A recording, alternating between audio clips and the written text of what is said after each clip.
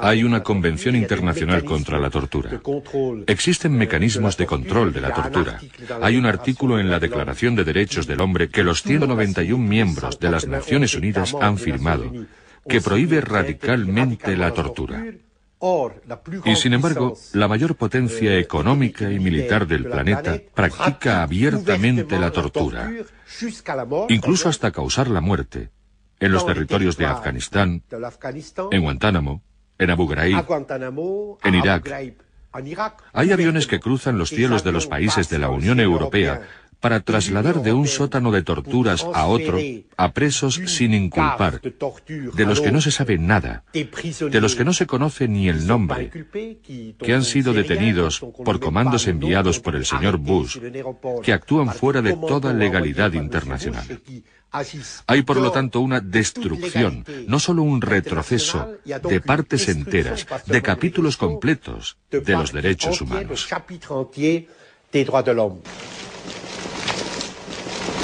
No tenemos ningún indicio de que ha habido ejecuciones extrajudiciales, pero es que no hay información. Entonces no tenemos indicios, pero no es posible saber en ese momento.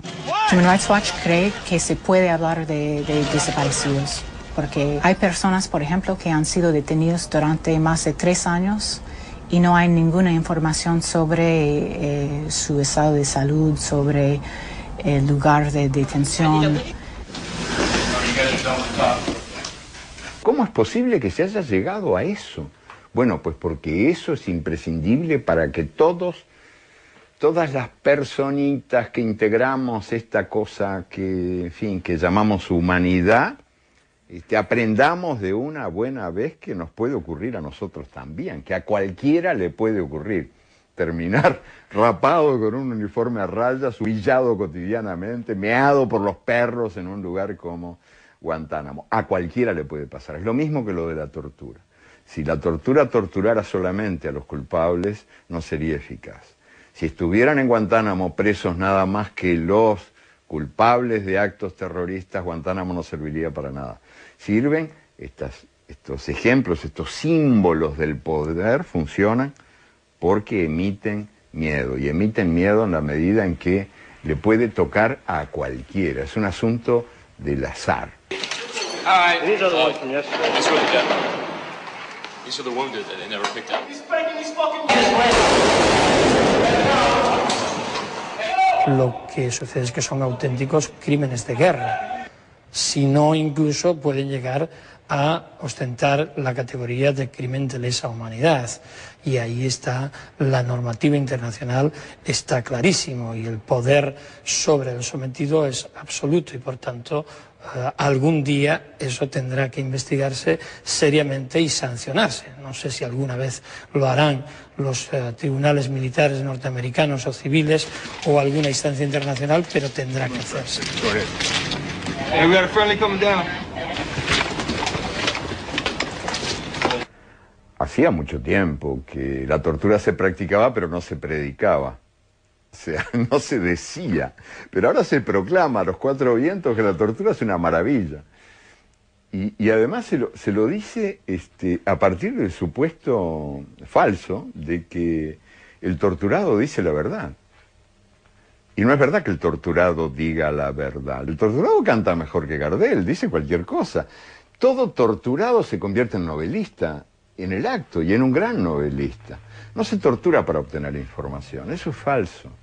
Se tortura para sembrar el miedo. Y en eso sí que hay que reconocer que la tortura es eficaz. Y por eso es que ahora la tortura es objeto de publicidad incesante. Porque la máquina del miedo, la máquina de sembrar el miedo, utiliza la tortura para prevenir el delito de la dignidad.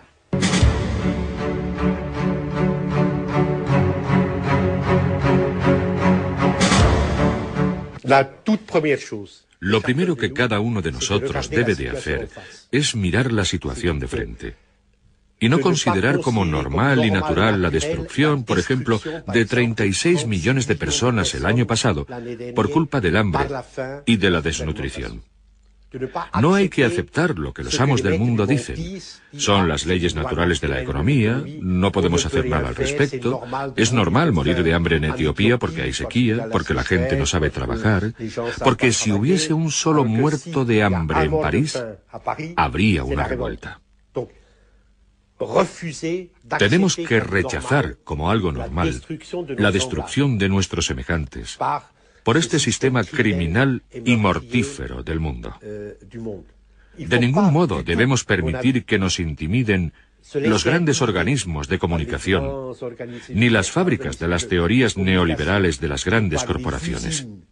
Porque todas las corporaciones se ocupan primero de controlar las conciencias, de controlar como pueden a la prensa y el debate público. Y tratan de ocupar el debate público para vaciar los cerebros. No es un fenómeno nuevo, pero ahora se da con particular intensidad esta perversa herencia colonial que nos convence de que la realidad es intocable. El miedo al cambio. No se puede. La intención es buena, pero no se puede. Hay que ser realista. Hoy por hoy, cuando los ministros de Economía son los que de veras gobiernan a nuestros países, pero esos ministros de Economía están a su vez gobernados por el gobierno que los gobierna, que es el de los grandes organismos financieros internacionales, o presuntamente internacionales, imperiales, para decirlo con palabras más claras. Hoy por hoy rige esta suerte de ideología de la impotencia nacida del miedo. No se puede. Y yo pienso que ese miedo al cambio es un miedo muy, pero muy dañino, y que es uno de los miedos más poderosos, más importantes en esta suerte de maquinaria mundial del crimen, porque es un miedo que mata la esperanza. O sea, opera contra la voluntad democrática del cambio. Queda una esperanza que considero muy real y fuerte, y es la nueva sociedad civil planetaria. Carlos Marx dijo que el revolucionario tiene que ser capaz de oír a la hierba crecer. En la decadencia del Estado Nacional, de los partidos políticos, de los sindicatos, ante el crecimiento de la impotencia de estas organizaciones, que por otro lado son totalmente respetables, está el imperativo moral que se encuentra dentro de cada uno de nosotros y que hace que en la situación en la que estamos, frente a ese capitalismo asesino, en un mundo asesino, en el sur y en el norte, las personas se unan. A sus 95 años, Ernesto Sábato ya no hace declaraciones, pero quiso releer el texto que un día no lejano escribió, llamando desde la última curva de su camino a la resistencia contra la injusticia. Y las palabras eternas de la ética brotaron con su voz como respuesta individual ante un mundo despiadado. Creo que hay que resistir. Este ha sido mi lema, pero hoy cuántas veces me he preguntado cómo encarnar esta palabra, cómo vivir la resistencia. En un tiempo, el surrealismo fue para mí una manera de la resistencia, como lo había sido el anarquismo y mi militancia en la izquierda. Pero ahora la situación ha cambiado tanto que debemos de evaluar detenidamente qué entendemos por resistir. No puedo darles una respuesta.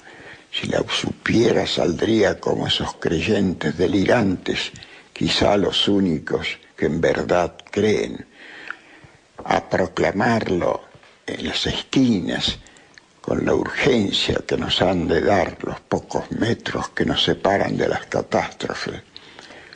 Pero no, incluyo, es que algo menos formidable, algo más silencioso, algo que corresponde a la noche que vivimos, apenas una vela, algo como lo que es esperar